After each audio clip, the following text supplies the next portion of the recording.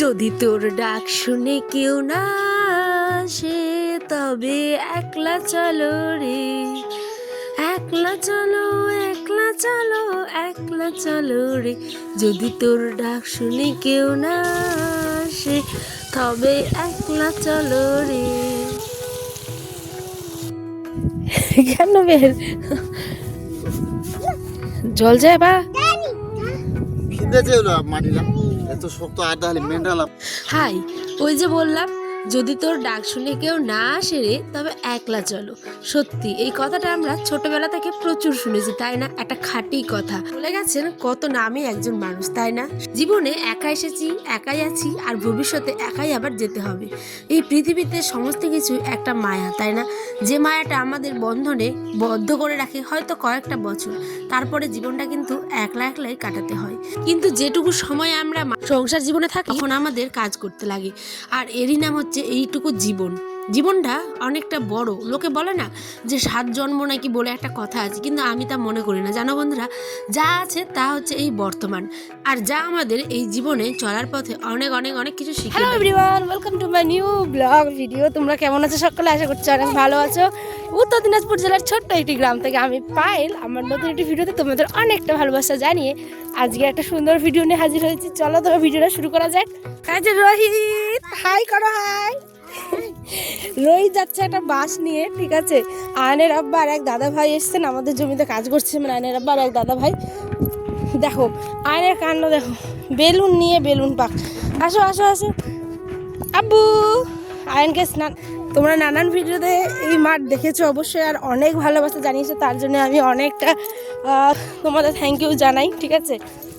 তো আজকে আমাদের সরিষা জমিতে জল ছাঁকা হচ্ছে, জমিতে আজকে জল ছাঁকা হচ্ছে। তো আয়নের আব্বা আছে, সাথে এক দাদা ভাই আছে। তো এখন তো রোদ্রে উঠে গেছে প্রচণ্ড। ওরা আছে হচ্ছে গিয়ে ওই যে দূরে দেখছো, ওই দূরের মাঠে আছে ওরা, আর আমরা যাবো হচ্ছে এদিকটা। তো ওখানে আমাদের কিছু এগ্রিমেন্ট জমি নেওয়া হয়েছে, তো সেই কারণে ওখানে সরিষাটা স্প্রে করছে, ঠিক আছে। আর এই দিকে আমার সেনাপতি দুটোকে নিয়ে যাচ্ছি আমাদের খেতে, মানে আমাদের যেটা নিজের জমি সেখানটায়। তো তোমার সাথে পুরো ভিডিওটা শেয়ার করবো। মাঠের ক্ষেত, মাঠের চাষবাস, সমস্ত কিছু তো আমার ব্লগে তোমরা দেখতেই পাও, ঠিক আছে। আমার এর থেকে ভালো ভালো ব্লগ অলরেডি আমার চ্যানেলে আপলোড করা। তো আর এখন দেখো, এখন কিন্তু আর লোক নেই, মানে এখন সবারই যেহেতু লাগানো হয়ে গেছে মাকাই, তরই, তো সরিষা, ভুট্টা, সেই কারণে এখন লোক মানে অন্য কাজ নিয়ে ব্যস্ত। তো ওই জন্য দেখো মাঠে আমার একটা লোকও নেই। তো কি বলছো বলো তোমরা এবার? আমি কি কথাগুলো ভুল বললাম বলো তো? এই জন্মে যা করব, মানে যেটুকু জীবন আমরা উপরওয়ালার কাছ থেকে পেয়েছি, সেই জীবনে যেই করব সেটাই থাকবে আমার স্মৃতির পাতায় যুক্ত হয়ে, আমার পরের প্রজন্মরা দেখবে, তাই না? এই ইউটিউব ভিডিও করা মানে শুধুমাত্র ইনকাম করা না, সেটা তো অবশ্যই একটা সাইড, ওটা অর্থনীতির দিক থেকে। কিন্তু এই যে আমি প্রতিদিন আমার দৈনন্দিন জীবনের ভিডিও করি, তো দেখো পরের প্রজন্ম বলতে আমার ছেলে, আমার নাতিপুতিরা কিন্তু এই ভিডিওগুলো থেকে যাবে পুরো চিরকাল এই সোশ্যাল মিডিয়ায়, তাই না? আর তাই আমি এই স্মৃতির পাতায় যুক্ত করি প্রতিদিন দৈনন্দিন জীবনের আমার ঘটে যাওয়া ঘটনাগুলো। তাই তো তোমাদেরও আমি পাশে চাই। প্লিজ আমার পরিবারে নতুন হয়ে থাকলে তোমরাও পাশে থেকো আমার, কারণ একান্তই তোমাদের ভালোবাসা আমার কাম্য। তো চলো শুরু করলাম আজকের সুন্দর একটি ব্লগ। আরেকবার লাগাও, চুপ চুপ। কি নামাবো?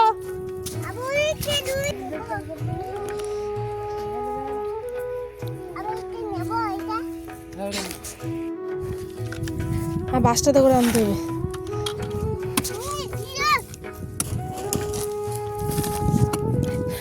দাদা ভাত খেয়ে নিতে তোর আগে নাকি কবি আনলাম আমি খাবার, খিদা পেয়েছে বুঝি নাকি।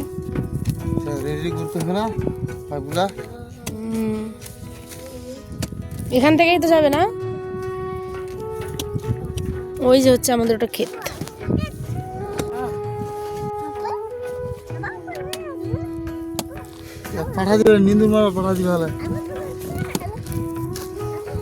দেখো নানান লোকের নানান কোশ্চেন, সেই নিয়ে মাথা ঘামিয়ে কিন্তু কোনো লাভ নেই, ঠিক আছে। মাঠে গিয়ে ভিডিও করি বাড়ির বউ হয়ে বলে, কিংবা বরের সাথে হাতে হাতে কাজ করে দিই বলে মানুষের অনেক ঘুম উড়ে গেছে।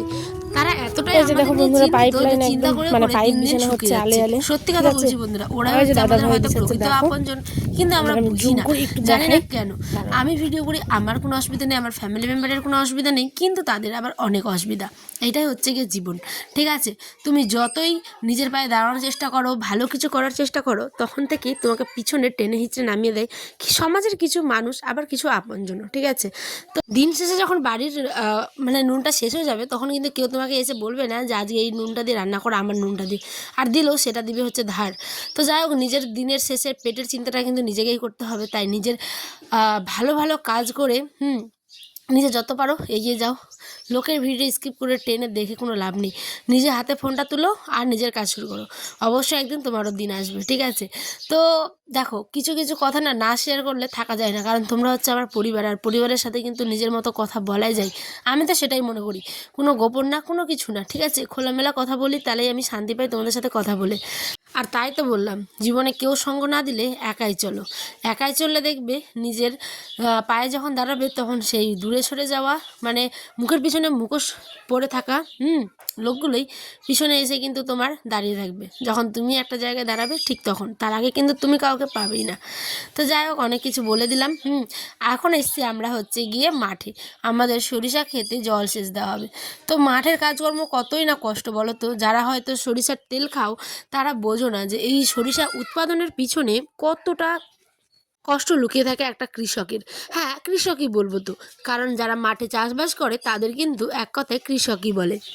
আমার আয়নের আব্বা আর সঙ্গে ছিল এক দাদা ভাই।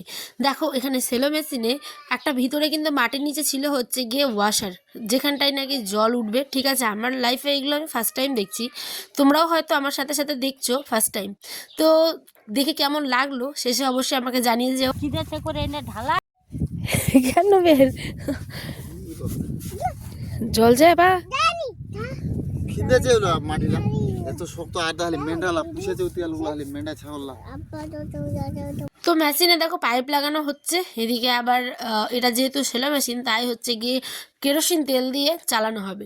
তো জল ছাঁকা কিভাবে হয় আমি তো সত্যি দেখে পুরো অবাক, তিনজন মিলে দিল। আর এদিকে দেখো ভুট্টা গাছগুলো কি সুন্দর হয়েছে। মানে এটা কিন্তু আমাদের ভুট্টা জমি না, এবার আমরা যেহেতু ভুট্টা লাগাইনি, আমাদের পাশের জমি। তো এখানটা আয়নার আব্বা নিয়ে এসেছিলো ওই যে দূরে একটা পুকুর, তোমরা গতকালের, হ্যাঁ তার আগের ভিডিওতে তোমরা দেখেছো। তো সেখান থেকে পুকুরে জল উঠিয়ে নিয়ে এসে মেশিনে কিন্তু পাইপে দিচ্ছে। দেখো আবারও চলে যাচ্ছে হচ্ছে জল আনতে। এটা নিয়ে যাচ্ছে লাঠি, কারণ খুব কষ্ট হয় দুই হাতে করে আনতে।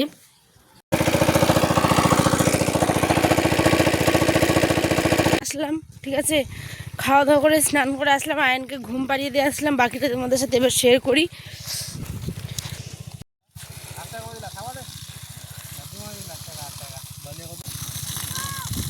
মানা করিল তো কইবা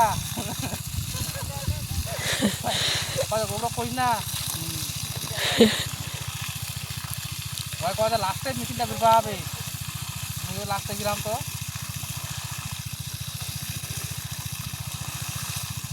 দিনের কাজ দিনে হয়ে যাবে। বা দেখলাম ছাকা।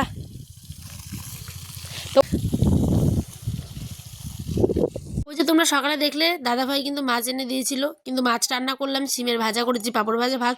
কিন্তু বিশ্বাস করো বন্ধুরা, কেউ খেতে পারেনি, এতটুকু হাতের সময় নেই, যেহেতু পাইপ লাইন দিয়ে জলটা মানে দিচ্ছে প্রত্যেকে। তো কেউ খেতে পারেনি, না খেয়ে সারাদিন কাজ করেছে, সরিষা খেতে জল দিচ্ছে, ভাবা যায়। তারপরেও সরিষাটা দেখো কেমনভাবে হেলে গেল।